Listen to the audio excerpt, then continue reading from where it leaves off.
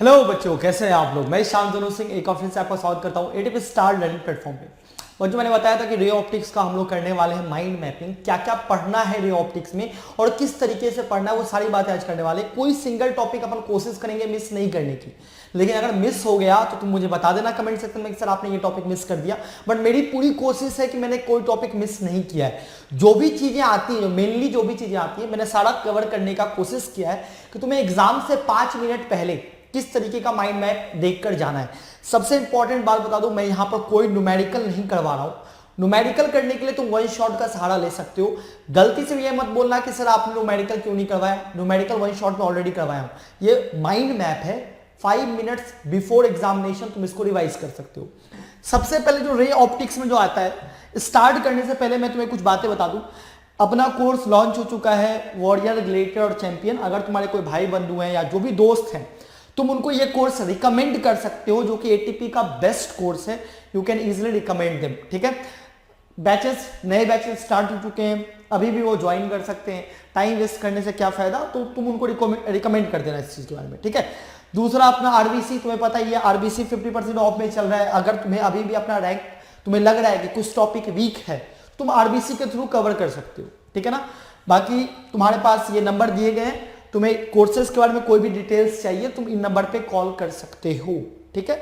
चलो स्टार्ट करते हैं ऑप्टिक्स का माइंड मैपिंग। मैं सारे चीजों का अच्छे से माइंड मैपिंग किया हूं, टेंशन मत लो। आगे मैंने सब कुछ बताया है, बट मैं तुम्हें एक ब्रॉड बता दूं कि ऑप्टिक्स में अपन ब्रॉडली क्या क्या चीजें पढ़ते हैं। ब्रॉडली में अपन क्या क्या चीजें पढ़ते हैं, सबसे पहले आता है रिफ्लेक्शन का पार्ट, फिर आता है रिफ्रैक्शन का पार्ट। रिफ्लेक्शन में दो चीजों के बारे में अपन ब्रॉडली स्टडी करते हैं। एक तो मिरर के बारे में, जिसमें प्लेन मिरर होता है और कर्ड मिरर होता है। रिफ्रैक्शन में अपन कई सारी चीजें पढ़ते हैं।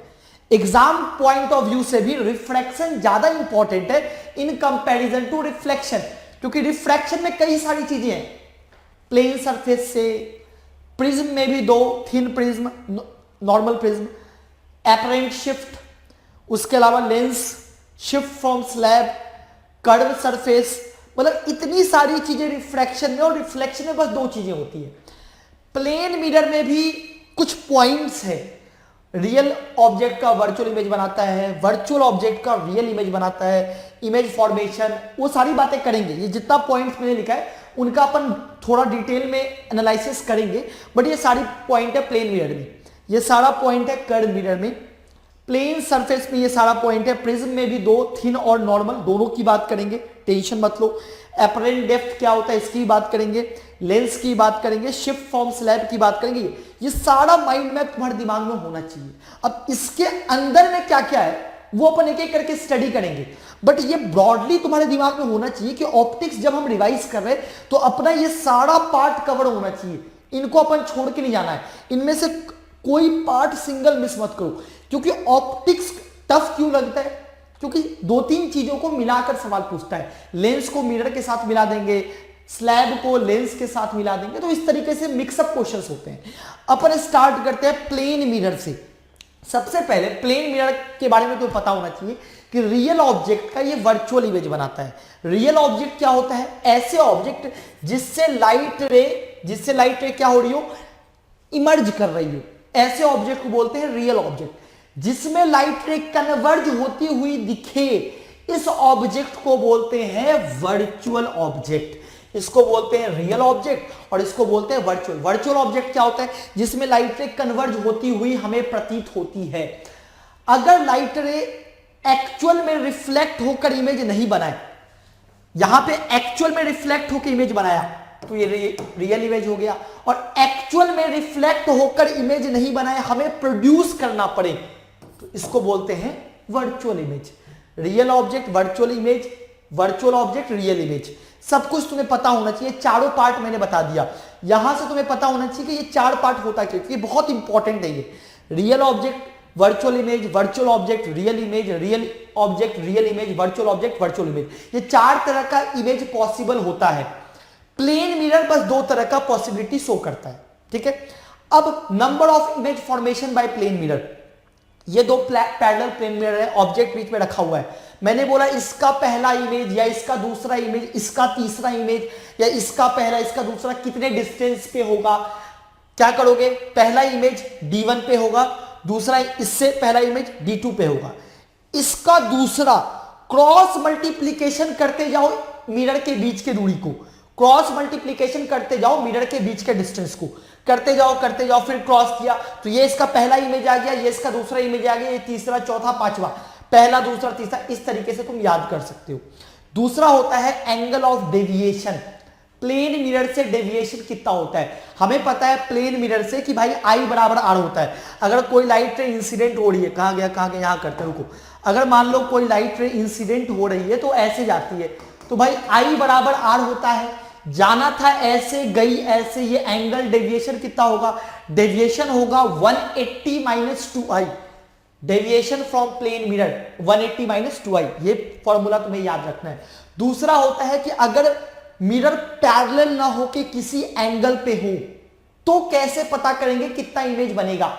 मान लो ये मेरा ऑब्जेक्ट है जो पहले वाले मिरर से φ1 एंगल बना रहा है, दूसरे वाले से φ2 बना रहा है, इधर लिखो φ1, इधर लिखो φ2, क्रॉस मल्टीप्लीकेशन करते हुए दोनों के बीच का एंगल ऐड करो। क्या ऐड करो, एंगल ऐड करो, तब तक ऐड करो जब तक कि ये एंगल 180 के बराबर ना हो जाए या 180 से ज्यादा ना हो जाए।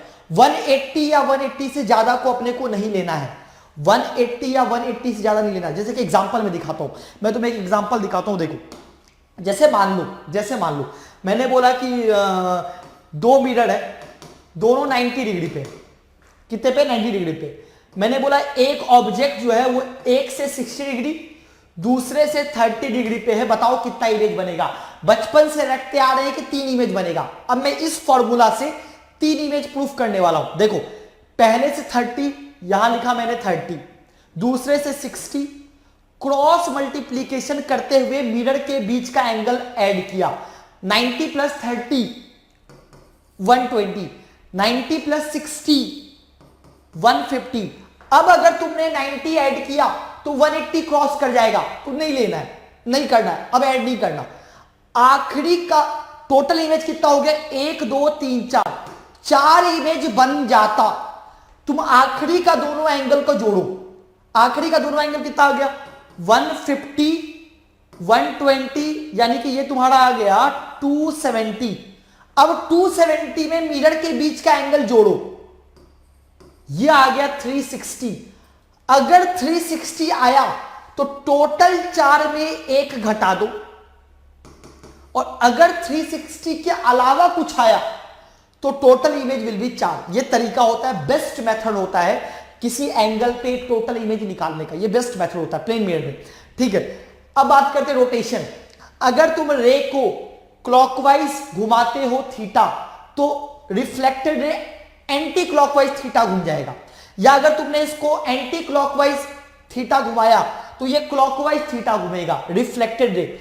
लेकिन अगर तुमने मिरर को थीटा घुमाया तो रिफ्लेक्टेड रे टू थीटा घूमेगा। ये दोनों तुम्हें याद होना चाहिए कि अगर तुमने मिरर को थीटा घुमाया तो रिफ्लेक्टेड रे 2 थीटा घूमेगा। कितना घूमेगा, 2 थीटा घूमेगा। ठीक है ना, ये याद है ना तुम्हें। दूसरा अपन बात करते हैं velocity in case of plane mirror.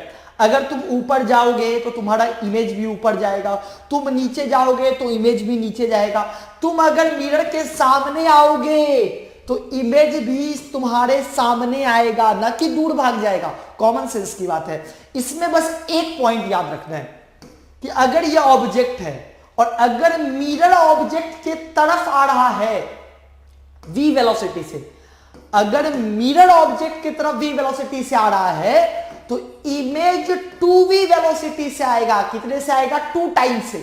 यानी कि अगर मिरर ऑब्जेक्ट की तरफ आ रहा है तो इमेज 2v वेलोसिटी से आएगा। बस ये पॉइंट याद रखना, ये इंपॉर्टेंट है। बाकी ये दोनों तो सिंपल है। अच्छा, दूसरा आता है कितनी हाइट का मिरर चाहिए पूरी इमेज देखने के लिए। तो अगर तुम AB हाइट के हो तो तुम्हें कम से कम AB/2 हाइट का मिरर चाहिए, जो कि H/2 यानी कि AB/2 हाइट ऊपर होना चाहिए। ये बेसिक बातें होती, सब बताया जाता है, तुम्हें याद होना चाहिए। अब वेक्टर फॉर्म की बात करते हैं।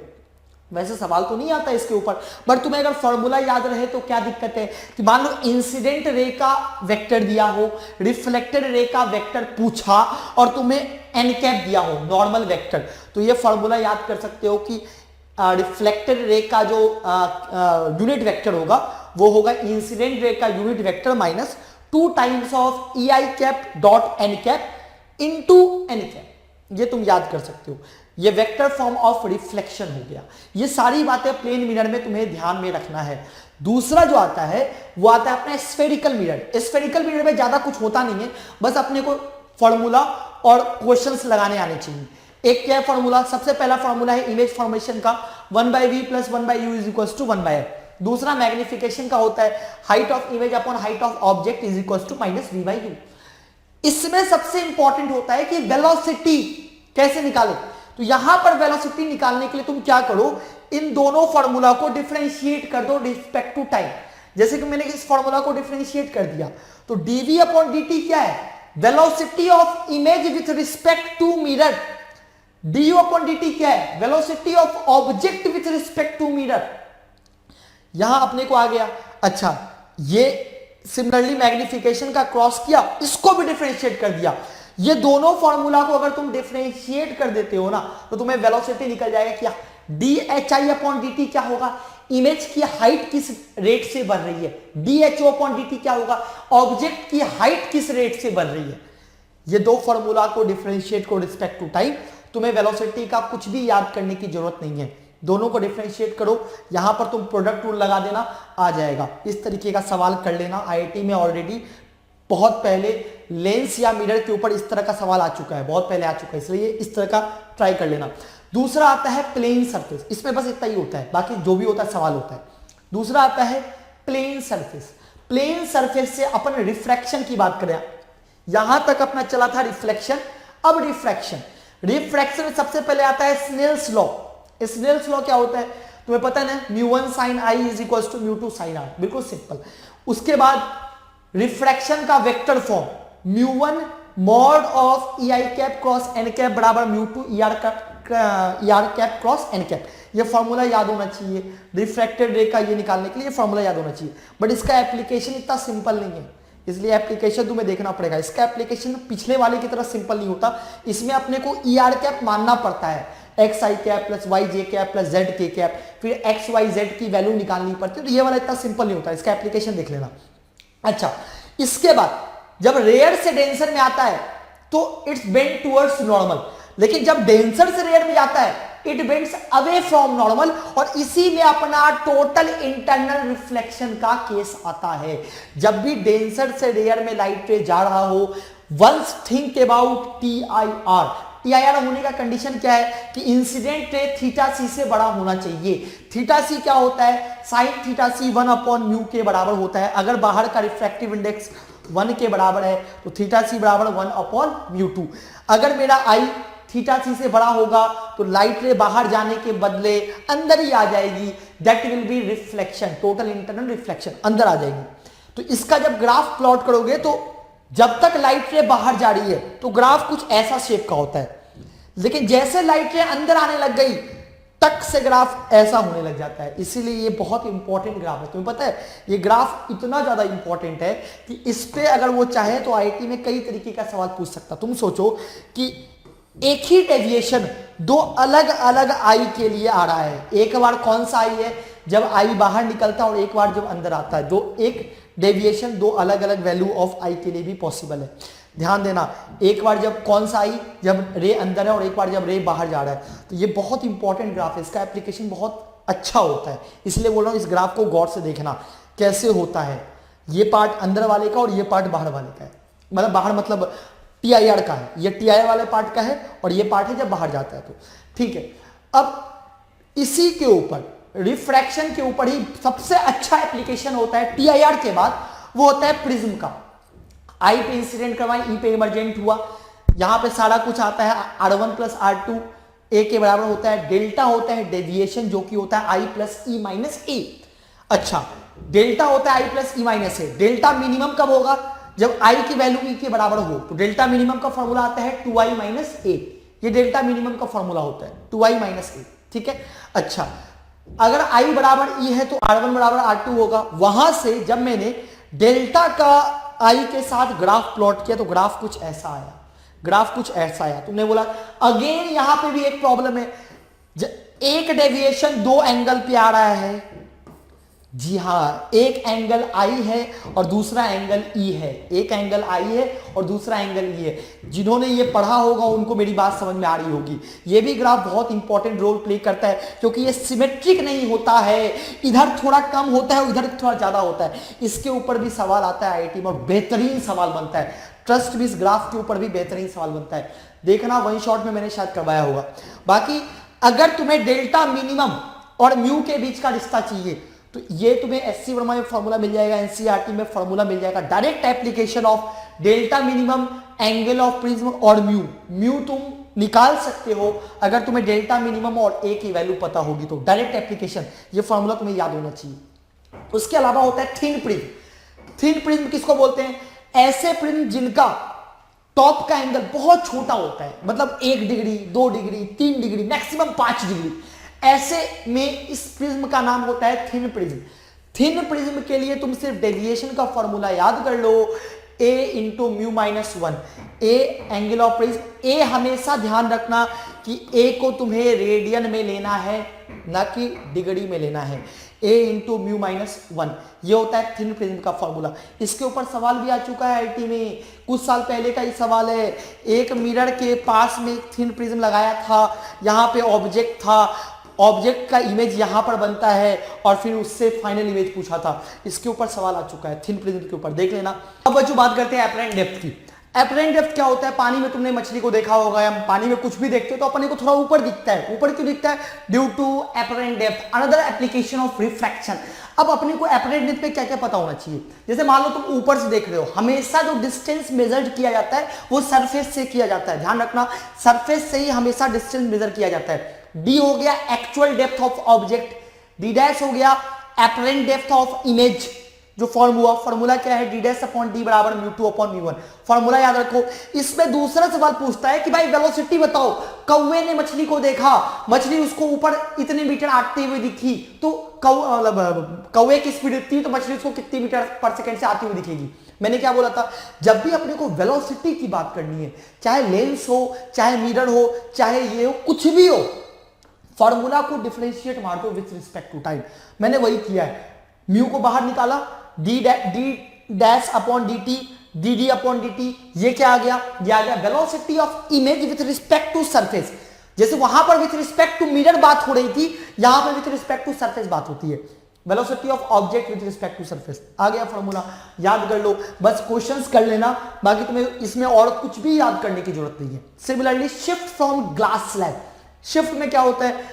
कितना, एक ग्लास बीच में लगा दिया ऑब्जेक्ट के पास, यहां कुछ मिरर, कुछ लेंस लगा दिया, तो भाई ये ग्लास स्लैब ऑब्जेक्ट को शिफ्ट कर देता है। कितना शिफ्ट करता है? That shift is equals to t, thickness of glass, 1 minus 1 upon mu. Mu हो गया रिफ्रैक्टिव इंडेक्स ऑफ ग्लास। ये फॉर्मूला तुम याद कर सकते हो शिफ्ट का। अगर शिफ्ट पॉजिटिव आया तो रे की डायरेक्शन में होगा, शिफ्ट निगेटिव आया तो रे के अपोजिट होगा। बस छोटी मोटी बातें हैं बट तुम्हें ध्यान होना चाहिए। अब बातें रिफ्रैक्शन फ्रॉम कर्व सरफेस। ये म्यू टू ऑब्जेक्ट है, इमेज बना, फॉर्मूला क्या है? n2 by v minus n1 by u is equals to n2 minus n1 by r। r क्या हो गया? Radius of curvature of this curve surface, याद रखना। इसका मैग्निफिकेशन भी तुम याद कर सकते हो, थोड़ा डिफरेंट होता है। μ1 v upon μ2 u is equals to height of image upon height of object. Again तुम्हें इसमें भी सवाल अगर पूछ दे गलती से कि भाई ऑब्जेक्ट इतने मीटर पर सेकंड से भाग रहा है तो बताओ इमेज कितने मीटर पर सेकंड से भागेगा। दो फॉर्मूला तुम्हें पता है ना, इन दोनों फॉर्मूला को डिफरेंशिएट मार दो, गारंटी बता रहा हूं। क्या आ जाएगा? n2 minus of n2 into 1 upon v square d v upon d t. Similarly minus of n1 minus minus plus हो जाएगा तो n1 1 upon u square d u upon d t आ जाएगा इक्वल टू, ये term तो constant है तो 0 आ जाएगा। सिमिलरली तुम इसको भी डिफरेंशिएट मारोगे, वही सेम लेंस की तरह या मिरर की तरह यहां पे भी काम हो जाएगा। डिफरेंशिएट करना है। वेलोसिटी का फॉर्मूला किसी के लिए याद मत करना, टाइम के रिस्पेक्ट में डिफरेंशिएट मारना, गारंटी सवाल बनेगा। बस थोड़ा एप्लीकेशन कर लेना, वरना सवाल में तुम साइन में गलती कर सकते हो। एप्लीकेशन कर लेना। अगला जो सबसे इंपॉर्टेंट पार्ट आता है रिफ्रैक्शन का, वो आता है लेंस। वो आता है लेंस। लेंस में लेंस मेकर फॉर्मूला, ये तुम्हें याद होना चाहिए, क्योंकि लेंस सिर्फ कन्वेक्स कनकेव नहीं हो सकता, प्लानो कन्वेक्स, प्लानो कन्वेक्स, अब कॉनकेव, कॉनकेव कॉन्वेक्स, या कॉनकेवो कॉनकेव, ऐसे करके 3-4 तरीके का लेंस हो सकता है। इसीलिए अपने को ये लेंस मेकर फॉर्मूला पता होना चाहिए, चाहे लेंस कुछ भी रहे अपन उसका फोकल लेंथ निकाल सके, ठीक है। उसके अलावा इमेज फॉर्मेशन का फॉर्मूला, ये तो सबके लिए तुम्हें याद ही होगा। मैग्निफिकेशन का फॉर्मूला, बस यहां पे माइनस साइन यूज नहीं होता, ठीक है ना। उसके अलावा power of lens, power of lens क्या होता है, डायोप्टर में जहां पे एफएल को मीटर में लिया जाता है, इसका यूनिट डायोप्टर होता है, 1/FL। मिरर के लिए पावर का जो फॉर्मूला होता है, ये बहुत कम लोगों को पता होता है, वो होता है -1/FM। मिरर के लिए -1/FM, लेंस के लिए 1/FM, ये बहुत कम लोगों को पता होता है, ठीक है ना। कॉम्बिनेशन ऑफ लेंस बहुत इंपॉर्टेंट है। क्या है, दो लेंस है, पावर P इक्विवेलेंट क्या होता है, वो होता है P1 + P2, यहीं से वो आता है। P इक्विवेलेंट को लिख दिया 1/F इक्विवेलेंट, 1/F1 + 1/F2। लेकिन क्या हो अगर लेंस भी हो और साथ में पीछे एक मिरर भी हो, इसको अगर तुम तोड़ो तो ये कुछ ऐसा दिया हुआ है, और मैंने बोला कि इस कॉम्बिनेशन का F इक्विवेलेंट बताओ। तो ये कॉम्बिनेशन क्या बना, लेंस बना कि मिरर बना, तो ये कॉम्बिनेशन मिरर बना, इसीलिए -1/F इक्विवेलेंट। कॉम्बिनेशन अगर मिरर बने तो -1/F इक्विवेलेंट, कॉम्बिनेशन अगर लेंस बनी तो 1/F इक्विवेलेंट। अब देखो मैं तुम्हें एक चीज दिखाता हूं, यहां पर मैंने 2/FL लिखा है। सवाल है कि सर आपने 2/FL क्यों लिखा, आपने 1/FL क्यों नहीं लिखा। लेंस तो एक ही है, लेंस तो एक ही है, बट रिफ्रैक्शन पार्ट 2 बार हो रहा है। लाइट ऐसी गई और फिर वापस आई, लेंस से 2 बार रिफ्रैक्शन हुआ, इसीलिए 2/FL। यहां पर लेंस से सिर्फ 1 बार हुआ था, इसीलिए 1/F2। यहां पर 2 बार हो रहा है। इस पे मैंने एक वीडियो भी बनाया यूट्यूब पे, इसीलिए 2/FN, और मिरर के लिए -1/FM। यहां से F इक्विवेलेंट की वैल्यू निकाल सकते हो। सिंस ये कॉम्बिनेशन एक मिरर बना है, तो यहां पे तुम्हें फॉर्मूला यूज करना है 1/V + 1/U = 1/F। और सिंस ये कॉम्बिनेशन एक लेंस बना है, 1/V - 1/U = 1/F। ये जो बेसिक बातें हैं जो मैंने अभी तुम्हें बताया, इतना अगर तुम्हें कंठस्थ याद हो, ये प्रॉपर माइंड मैप, ये सारा चीज, इसमें सब कुछ ही लगभग कवर हो गया, सब कुछ कवर हो गया। ये सारा कुछ मैंने तुम्हें बताया डिटेल में कि कैसे कौन कौन सा फॉर्मूला कहां यूज आता है, ग्राफ का यूज, एक एक चीज तुम्हें ऑप्टिक्स में पता होना चाहिए, तभी तुम आईआईटी में ऑप्टिक्स का सवाल बना सकते हो। और बना सकते हो, अगर तुम्हें ये सारी बातें दिमाग में होंगी तो तुम गारंटी बना लोगे। इसके अलावा कुछ बातें और है जो मैंने यहां पर नहीं बताया है, जो कि कुछ थ्योरेटिकल बातें हैं जो तुम्हें पता होना चाहिए, जैसे कि वेरिएबल रिफ्रैक्टिव इंडेक्स। आईआईटी में एक बार इसके ऊपर सवाल आया है, बहुत बेहतरीन सवाल आया है, सब्जेक्टिव क्वेश्चन था, देख सकते हो तुम। और वो सवाल अगर तुमने कर लिया तो वेरिएबल रिफ्रैक्टिव इंडेक्स तुम्हारा समझ में आ जाएगा। एक ही सवाल करने की जरूरत है। Graph of lens and mirror, ये इंपॉर्टेंट होता है। ग्राफ तुमने देखा होगा, ये तुम्हें पढ़ना है। डिस्पर्सन एक अगेन पूरा अलग ही टॉपिक है, स्पेक्ट्रम, डिस्पर्सन, डिस्प्लेसमेंट मेथड, ये भी तुम्हें पता होना चाहिए। याद है ना, -D/F1 F2 1/, नहीं याद है क्या। डिस्प्लेसमेंट मेथड के बाद एक और होता है cutting of lens and mirror, lens and mirror. तो ये सारी बातें मैंने करवाया तो नहीं है, बट ये एक्स्ट्रा टॉपिक है जो तुम्हें पता होना चाहिए। इसके अलावा फिर ऑप्टिकल इंस्ट्रूमेंट भी आता है, आई आता है, टेलीस्कोप, माइक्रोस्कोप, वो तो खैर बाद का सेक्शन है, बट इन लेंस में, मिरर में ये सेक्शन भी तुम्हें आना चाहिए। तो अगर तुम्हें इतना कुछ पता है, ट्रस्ट मी, ऑप्टिक्स में तुम्हें डरने की कोई जरूरत नहीं है। बस कुछ बेसिक बातों का आइडिया होना चाहिए, हर एक का सवाल बनाने आना चाहिए कि वर्चुअल ऑब्जेक्ट किसको कहते हैं, रियल ऑब्जेक्ट किसको कहते हैं, कैसे इमेज बनता है, कब पॉजिटिव लेना है, कब निगेटिव लेना है, सारा कुछ साइन का इंपॉर्टेंस पता होना चाहिए, तो तुम्हें सारा कुछ आ जाएगा, ठीक है ना। ये अपना ऑप्टिक्स का एक माइंड मैपिंग हो गया। सवाल के लिए वन शॉट देख लो, अच्छे से प्रैक्टिस करना, टाइम वेस्ट नहीं करूंगा। मिलते हैं अगले वीडियो में। वीडियो को लाइक और शेयर करना मत भूलना, जल्दी से लाइक और शेयर कर दो। और रैंक बूस्टिंग कोर्स ज्वाइन करना है तो तुरंत कर लो, टाइम वेस्ट मत करो, और अपने भाई बंधु को इसके बारे में रेफरेंस देना। मिलते हैं अगले वीडियो में, तब तक के लिए bye, take care, all the best. अगला माइंड मैप देखते हैं किसके ऊपर होगा।